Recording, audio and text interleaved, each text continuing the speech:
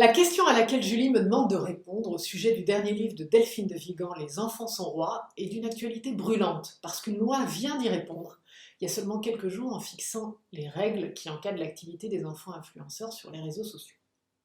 Doit-on considérer qu'il s'agit d'un travail ou d'un jeu pour les enfants? En principe, le travail des enfants de moins de 16 ans est interdit, mais il existe depuis longtemps une exception pour les enfants mannequins et comédiens qui passent par l'obtention d'une autorisation administrative préalable.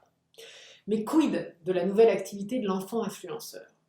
Une loi promulguée le 20 octobre 2020 et qui vient très récemment d'entrer en vigueur le 21 avril 2021 réglemente la diffusion et l'exploitation de son image sur les réseaux. Comme si Delphine de Vigan et le législateur s'étaient donné le mot pour publier et entrer en vigueur en même temps. Avant de diffuser les vidéos mettant en scène ses enfants, tout parent, toute Mélanie, personnage principal du roman de Vigan, devra dorénavant s'interroger sur l'implication, l'intensité et la récurrence de la présence de ses enfants dans les vidéos qu'elle poste sur les réseaux.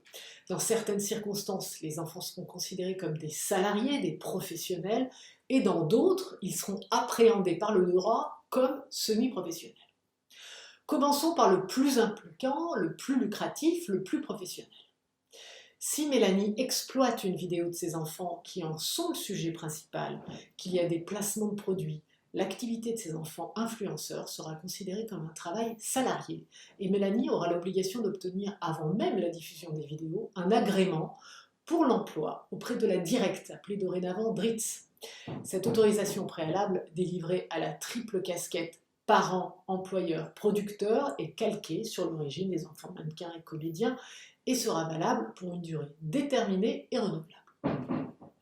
Pour toutes les autres situations moins impliquantes, dites zones grises, ni tout à fait du travail, ni tout à fait du loisir, dit le législateur lui-même, l'enfant influenceur sera considéré comme semi-professionnel.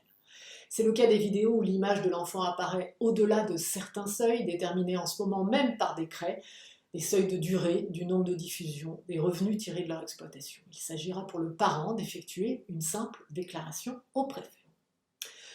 La chaîne YouTube Happy Récré de Mélanie, avec ses 5 millions d'abonnés chéris, son million d'euros générés par les placements de produits et ses séances de poutou bisous mise en scène, appartient sans aucun doute à la première catégorie de l'autorisation préalable.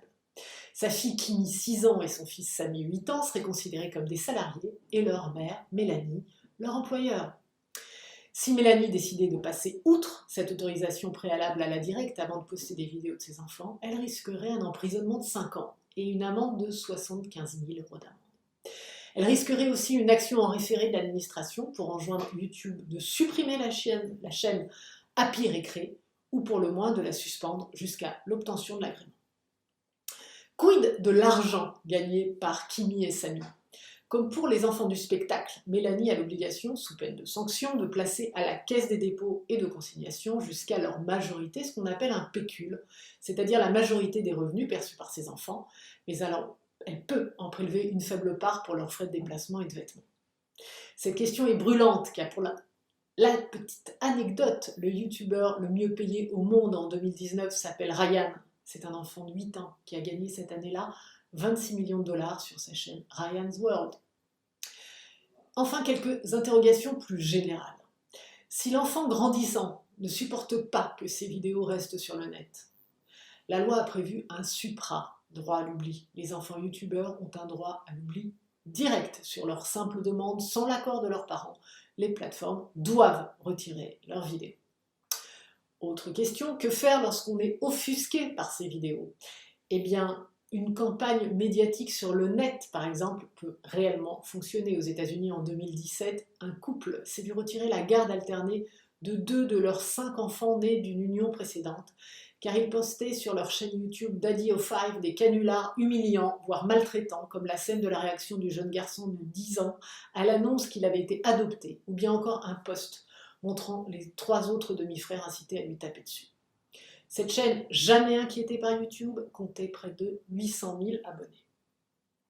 Enfin, que faire contre des photos postées par vos parents sur les réseaux sociaux? C'est une vraie question, car un parent qui poste en moyenne près de 1500 photos de son enfant avant ses 13 ans peut blesser l'enfant. Le principe est que toute personne majeure comme mineure a droit au respect de sa vie privée, donc de son image. En théorie, un enfant pourrait intenter un procès à ses parents pour atteinte à l'intimité de sa propre vie privée à compter de ses 18 ans, et ce, jusqu'à ses 23 ans, s'il estime subir un dommage, un préjudice de la publication de photos de lui enfant. La difficulté est de démontrer que ce poste crée un préjudice pour le jeune majeur. C'est pas évident et pourtant c'est déjà arrivé en Italie et en Autriche. Autre cas de figure, si les parents sont séparés ou ne s'entendent pas sur cette question, le juge peut ordonner à l'un des deux parents de ne pas publier les photos de leur enfant sans l'autorisation de l'autre parent et de supprimer toutes les anciennes photos déjà publiées, voire à supprimer le compte Facebook ou le compte Instagram d'un enfant ouvert sans l'accord des deux parents. Je rappelle que la majorité numérique est à 15 ans, c'est donc à compter de ces 15 ans qu'un enfant peut ouvrir un compte sans l'autorisation de ses parents.